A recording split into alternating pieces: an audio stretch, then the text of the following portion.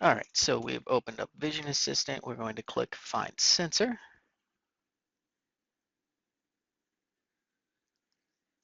And when that does not work, we're going to go to Manual Connection, choose Item, and in this case, I have an R1D102, which is IO-Link, so we're going to click here. We're not using a USB master. I'm using an IO-Link master that does Ethernet, and that IP address is right there. We're going to click on Find. It finds the master on the network. It finds that the R1D102 is on port 3. Click Connect.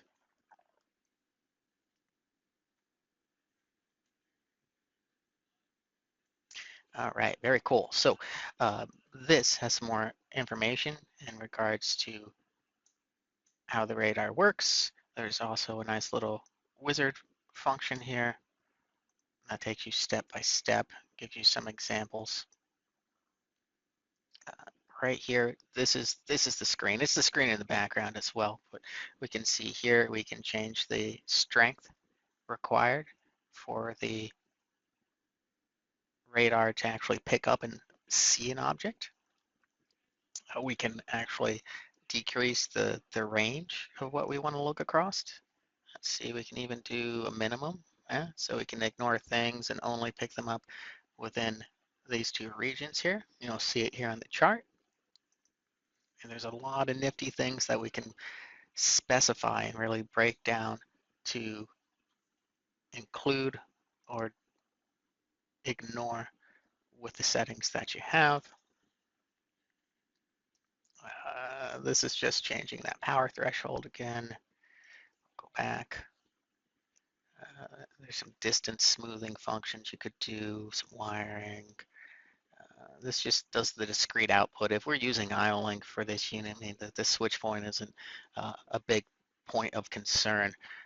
So I'm going to skip past that and done. All right, this has now been modified with the settings that we provided. If we want to come in here and we can change our settings around if we need to. Let's see here. Oh, we're in monitor. Let's go to radar mode. Okay, I want to open this up a little. There we go. Okay. So our strength setting needs to come down so that we start picking up objects. So you see if I leave it here, I pick up an object only right here. Because that's most likely that's my ceiling that we're taking a look at or close to it. And if we lower this, you'll start to pick up other objects.